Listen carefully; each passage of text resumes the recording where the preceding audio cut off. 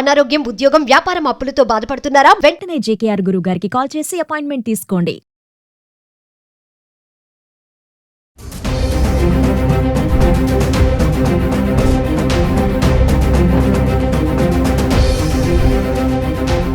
నమస్తే, welcome back to Suman TV. ప్రస్తుతం మనతో పాటు ఉన్నారు certified astro business coach Javeria గారు. నమస్తే మ్యామ్. నమస్తే నవీన గారు. మేడం, మరి మనం డైలీ బంగారం వెండి గురించి మాట్లాడుకుంటున్నాము. ధరలు పెరుగుతున్నాయి, తగ్గుతున్నాయి, ఎందుకు ఈ హెచ్చు తగ్గులు వస్తున్నాయి అనే దానిపైన మరి చూసుకుంటే మామూలుగా ఈ పసిడి ధరలు అనేది అంతర్జాతీయ మార్కెట్కి అనుగుణంగా చేంజ్ అవుతూ ఉంటాయని అంటున్నారు. దీన్ని ఎలా చూడొచ్చు అంటారు? ఎగ్జాక్ట్లీ నవీన గారు, దిస్ అబ్సల్యూట్లీ ట్రూ అన్నమాట. ఎందుకంటే ఇంటర్నేషనల్ మార్కెట్ ప్రభావమే గోల్డ్ మీద చాలా ఎక్కువగా చూపిస్తుంది. సో మనం అనుకుంటాం ఇన్ జనరల్గానే, అంటే మన ఇక్కడ లోకల్ కానివ్వండి అండ్ తర్వాత గోల్డ్ అండ్ మార్కెట్ గురించి ఎగ్జాక్ట్ తెలియని వాళ్ళు ఏమనుకుంటారంటే ఎక్కువ డిమాండ్ గోల్డ్ పైన పెరుగుతుంది కాబట్టి, అంటే మనం ఆడవాళ్ళకి ఇష్టం కాబట్టి కొంటున్నాము, దీని వల్ల ధరలు పెరుగుతున్నాయి అని. కానీ అది వాస్తవం కాదనమాట. ఎందుకంటే ఇంటర్నేషనల్ మార్కెట్ వైపు చూసుకుంటే మనకు జియో పాలిటిక్స్ కానివ్వండి, ఇంకా ఇతర అంటే అన్స్టేబిలిటీ అనేది కనిపిస్తుంది షేర్ మార్కెట్లో. ఎందుకు అంటే అది టారిఫ్ కానివ్వండి, కాజ్ అండ్ తర్వాత మనకు యుక్రెయిన్ రష్యా వార్ కానివ్వండి, ఇప్పుడు చూస్తున్నాం ఇండో పాక్ రీసెంట్గా మన భారతదేశంది కూడా. సో వీటన్నిటినీ దృష్టిలో మనం పెట్టుకొని డాలర్ కన్నా కూడా ఏదైనా మంచి ఆప్షన్ ఉందా అంటే అది గోల్డ్ మాత్రమే అన్నమాట. అందుకని ఓవరాల్గా నాట్ ఓన్లీ ఆర్బీఐ అంటే ఓవరాల్గా వరల్డ్ వైడ్గా చూసుకుంటే కూడా చాలా కంట్రీస్ బ్యాంక్స్ మొక్కు చూపిస్తున్నాయి గోల్డ్ కొనికి అండ్ రేస్లో పడాయి అన్నమాట. సో దాని వల్లనే ధరలు పెరిగాయి. ఇదే the main cause. So banks, central banks కొనుగోలు చేసుకోవడం వల్ల అది కూడా టన్నుల లెక్కన కొనుగోలు చేసుకుంటున్నారు. సో అలాంటప్పుడు ఎందుకు పెరగవు ధరలు? ఇదొక్కటి గమనించాలి ప్రతి ఒక్కరు. అండ్ ఎందుకు అంతగా మొక్కు చూపిస్తున్నారు గోల్డ్కి అంటే ఇంకేమీ ఆప్షన్ లేదా, గోల్డ్ క్రాష్ అవ్వే ఛాన్సెస్ లేవా అంటే అది కూడా ఉన్నాయి, కానీ అది ఖచ్చితంగా అని చెప్పలేమన్నమాట. ఎందుకు అంటే ఇప్పుడు ఏదైనా సరే మీరు గోల్డ్కి తగిన రిటర్న్స్ వస్తున్నాయి, గోల్డ్లో పెట్టుబడి పెడుతున్నారు.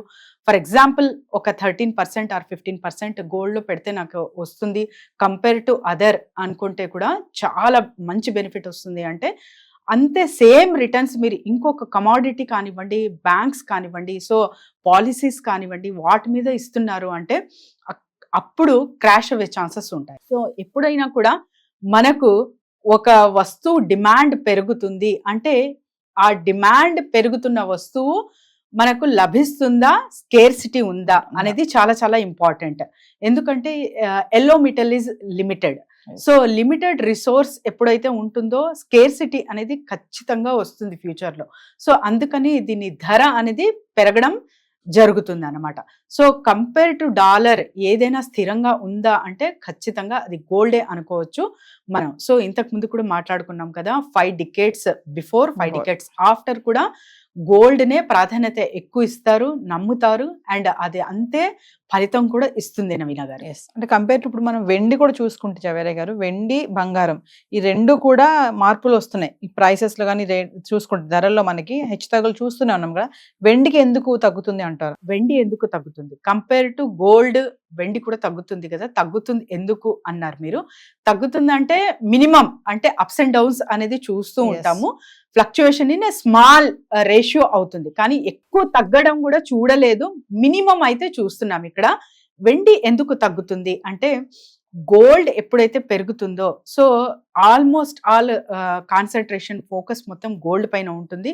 సో అది కూడా ఇప్పుడు మనం ప్రస్తుతం అయితే మనకు ఫెస్టివల్స్ కానివ్వండి, పెండ్లిళ్ళు కానివ్వండి, ఈ సీజన్ లేకపోవడం వల్ల పర్చేసింగ్ రేట్ కూడా చాలా తక్కువ ఉంటుంది అనమాట సిల్వర్ పైన. సో గోల్డ్ తర్వాత కమాడిటీ ఏదైనా వాల్యుబుల్ ఉందా అంటే ఖచ్చితంగా మనకు సిల్వరే వస్తుంది.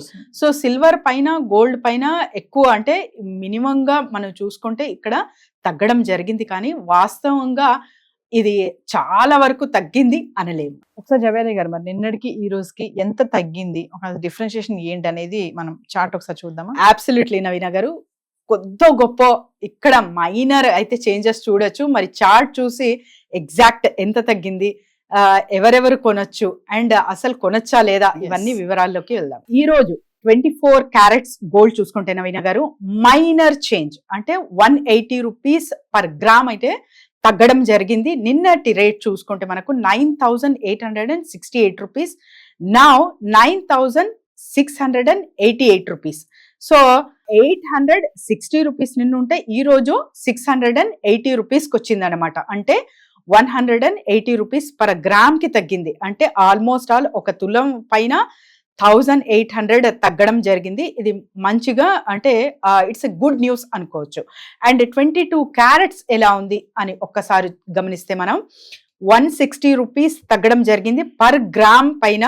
అది కూడా నిన్న 9,045 రూపీస్ ఉంటే ఈ రోజు 8,880 రూపీస్కి వచ్చేసింది. ఇందులో కూడా 1,065 రూపీస్ తులం పైన మనం ఇక్కడ డిప్రిసియేషన్ అయితే చూస్తున్నాము. మరి 18 క్యారెట్స్ గోల్డ్ సంగతి ఏంటి అన్న విషయానికి వస్తే 135 రూపీస్ అయితే ఇక్కడ మైనర్ చేంజ్ చూస్తున్నాము.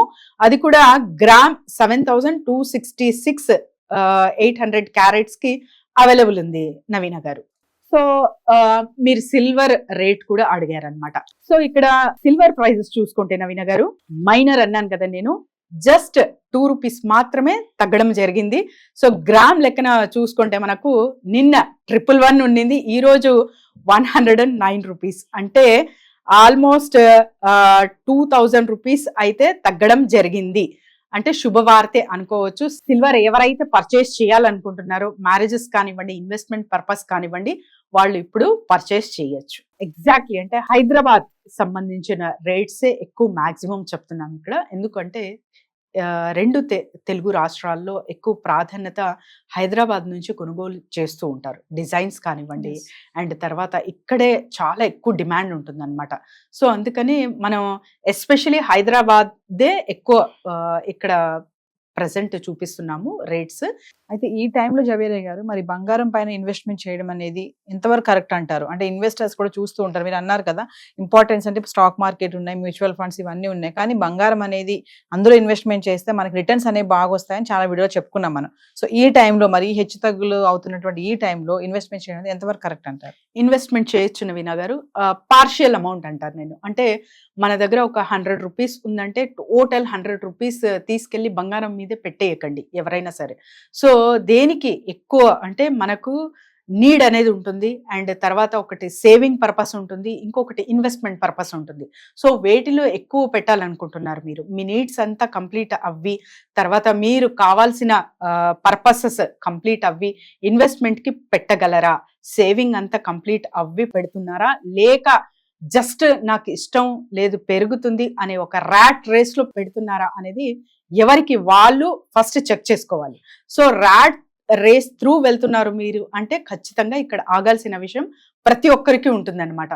లేదు నేను సేవింగ్స్ ఉన్నాయి, నా దగ్గర నీడ్స్ కంప్లీట్ అవుతున్నాయి, సో జస్ట్ ఇన్వెస్ట్మెంట్ కొరకే నేను పెట్టాలనుకుంటున్నాను అంటే ఖచ్చితంగా పెట్టచ్చు, but not for the short period.